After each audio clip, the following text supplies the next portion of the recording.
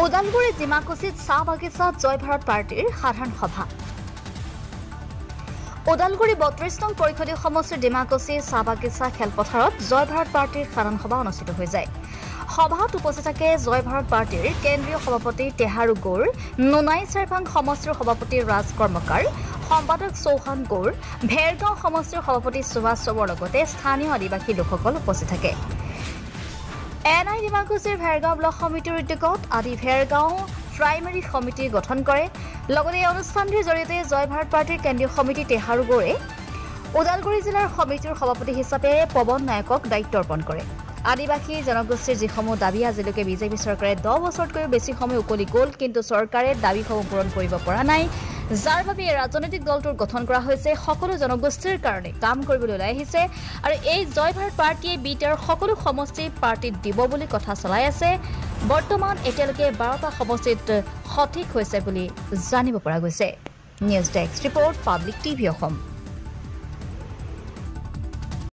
Bhergaon MCLA সমষ্টিত আমি উপস্থিত হৈছোঁ আৰু ইয়াতে আমাৰ ভেৰগাঁও ব্লক সমিতিৰ উদ্যোগত আজি ইয়াতে প্ৰাইমাৰী সমিতি গঠন হ'ল আৰু ডিমাকুছি বিভিন্ন প্ৰান্তৰ পৰা আহি ইয়াতে ৰাইজে বিপুল সঁহাৰি জয় ভাৰত পাৰ্টিক জনাইছে। আৰু আপোনালোকৰ জৰিয়তে মই এটা মেছেজ দিব বিচাৰিছোঁ, জয় ভাৰত পাৰ্টিক লৈ কিছুমানে বিৰূপ মন্তব্য কৰাৰ পৰিলক্ষিত হৈছে। আজি কিছুমানে কংগ্ৰেছৰ মানুহে মানে ক'ব খুজিছে যে বিজেপিৰ হেনো জয় ভাৰত পাৰ্টিয়ে বি টিম বুলি ক'ব খুজিছে আৰু বিজেপিৰে কিছুমান কৰ্মীবিলাকে BPFৰ বি টিম বুলি ক'ব খুজি আছে। তো তেনেকুৱা ধৰণৰ তেওঁলোকে কোনো তথ্য নোহোৱাকে তেওঁলোকে যে মানে ব্যক্তিহীন কথা তেওঁলোকে যে কৈ আছে ফিল্ডত বা ৰাইজৰ মাজত, সেইটো কিন্তু একেবাৰে গ্ৰহণযোগ্য হোৱা নাই। আৰু তেওঁলোকে যদি তথ্য সহকাৰে যদি দেখাই দিব নোৱাৰে আৰু তেনেকুৱা ধৰণৰ যদি তেওঁলোকে মন্তব্য দি থাকে, জয় ভাৰত পাৰ্টি চেণ্ট্ৰেল কমিটিৰ পৰা কিন্তু আমি তেওঁলোকৰ ওপৰত মানে বিহিত ব্যৱস্থা ল'বৰ কাৰণে আমি বাধ্য হ'ম। আৰু তেওঁলোকক মই সকীয়াই দিব বিচাৰিছোঁ, জয় ভাৰত পাৰ্টি কোনো দলৰ লগত আমাৰ কোনো এলায়েন্স নাই আৰু কোনো দলৰ লগত আমাৰ কোনো কথা নাই। আমি জয় ভাৰত পাৰ্টি আমি ইণ্ডিপেণ্ডেণ্ট, আমি অকলে আমি খেলিম। আৰু যিহেতুকে এই অসমত বিভিন্ন সমস্যা আছে, যিমানে ইয়াতে চৰকাৰ আহিছে, কংগ্ৰেছে হওক বা বিজেপি হওক, AGP হওক, UPPL হওক, BPF হওক, তেওঁলোকে গোটেই অকল নিজৰ স্বাৰ্থক লৈ পেলাই কাম কৰিছে, ৰাইজৰ তেনেকুৱা কোনো ধৰণৰ তেওঁলোকে কাম কৰাৰ পৰিলক্ষিত হোৱা নাই। গতিকে জয় ভাৰত পাৰ্টি অসমৰ তথা BTRৰ বিভিন্ন জাতি জনগোষ্ঠী বিভিন্ন ধৰ্মৰ লোকৰ পূৰ্ণাংগ উন্নয়ন হকে কাম কৰি যাব। আমাৰ মুখ্য এজেণ্ডা হৈছে চাওক, অসমতে হওক বা BTRতে হওক, যি বিজেপি চৰকাৰ চলি আছে, বিজেপি চৰকাৰে চলোৱাত এতিয়া ব্যৰ্থ হৈছে। আজি অসমত দিনক দিনে আজি মূল্য বৃদ্ধি হৈছে, দিনক দিনে টোল গেট বনাই আছে। আজি তেওঁলোকে যোনটো নেকি বানপানীৰ সমস্যা, তেওঁলোকে বানপানীৰ সমস্যা ৰোধ কৰিব পৰা নাই। আৰু বিজেপিৰ যি মিথ্যাচাৰ, তেওঁলোকে চৰকাৰ অহাৰ আগতে তেওঁলোকে যেনেকুৱা কৈছিলে যে বিজেপি চৰকাৰ আহিলে যিমান মাটি আছে, চৰকাৰী মাটি আছে, ৰাইজৰ হাতত মাটিৰ পাট্টা তুলি দিব, বাগানত যিমান মাটি আছে, চিলিং মাটি আছে, বাগানৰ শ্ৰমিকৰ নামত কৰি দিব, বাগানত যিমান লাইন কোৱাৰ্টাৰ মাটি আছে, এই মাটিবিলাকে আপোনাৰ শ্ৰমিকসকলৰ নামত মাটি পাট্টা দিব। কিন্তু আজি কোনো ধৰণৰ তেওঁলোকে কাম কৰা নাই।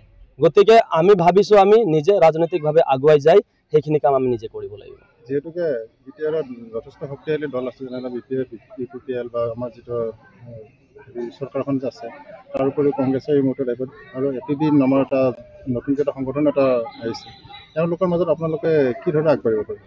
চাওক, আজি যিমান দল আছে, আপোনাৰ BJP হওক, কংগ্ৰেছ হওক, UPPL হওক বা BPF হওক, তেওঁলোকে আগতে ৰাইজৰ মাজত আহি বহুত ধৰণৰ পৰিৱৰ্তনৰ কথা কৈ পেলাই তেওঁলোকে ইয়াতে চৰকাৰ চলাইছে আৰু আহি তেওঁলোকে ব্যৰ্থ হৈছে কাম কৰাত। আৰু চাওক, বজাৰত টেঙা আম এবাৰহে বিক্ৰী হয়, গতিকে ৰাইজে তেওঁলোকক টেষ্ট কৰি চাইছে।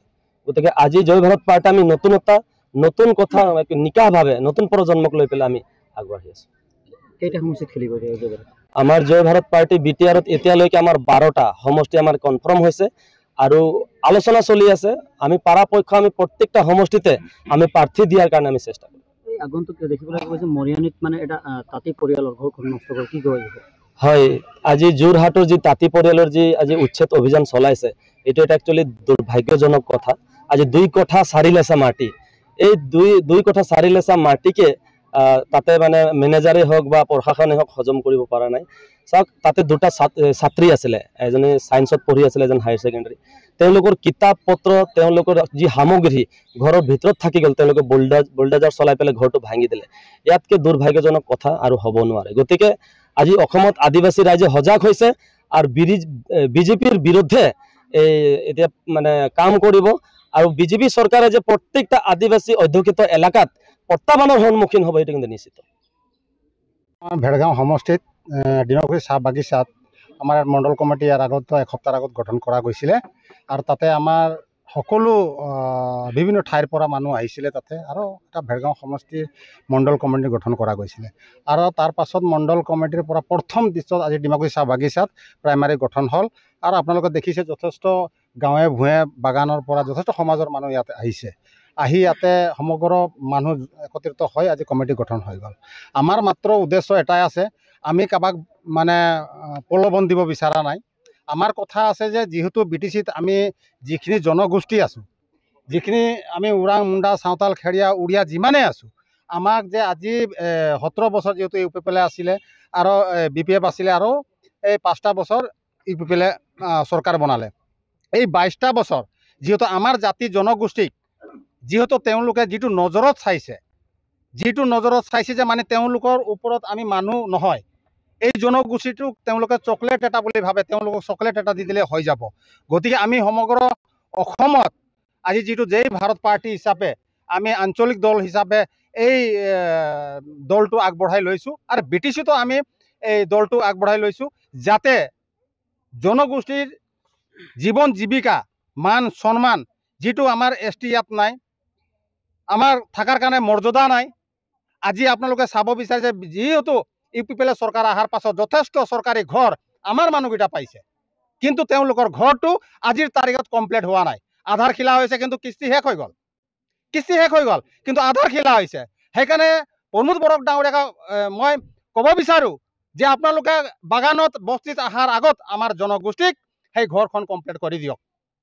সেই যিটো আজি চিচি বাগানত থাকে আৰু ঘৰত আহিও এটা থাকিবৰ কাৰণে নাই, তাৰ ছাতি এখন থাকি তেওঁ ঘৰত ৰাতিটো চিচি থাকে। আৰু কি ক'ব লগা আছে এতিয়া চাব, তেওঁ কৈ আছে মাটিৰ পটা গোটাই আদিবাসীসকলক দিছোঁ। কৈতো ডিমাকুছী আপোনালোকে আছে, সুধি চাওকচোন। মই পুনৰবাৰ সাংবাদিকসকলক ধন্যবাদ দিছোঁ, সোধক ইয়াতে আছে, কোনো এজনে কোৱা নাই যে আমি মাটিৰ পটা পাইছোঁ। তো কি কৰিব বিচাৰিছে চৰকাৰে?